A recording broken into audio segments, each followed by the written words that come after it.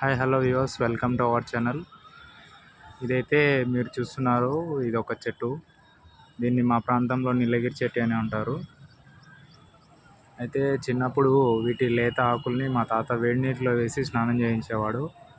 అలా చేయడం వల్ల ఒళ్ళు నొప్పులు తగ్గుతాయని చెప్పేసి అనేవాడు.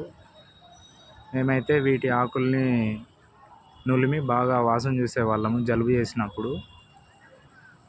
దీన్ని మేము జండుబాం చెట్టు అని పిలిచేవాళ్ళం పిల్లలుగా ఉన్నప్పుడు.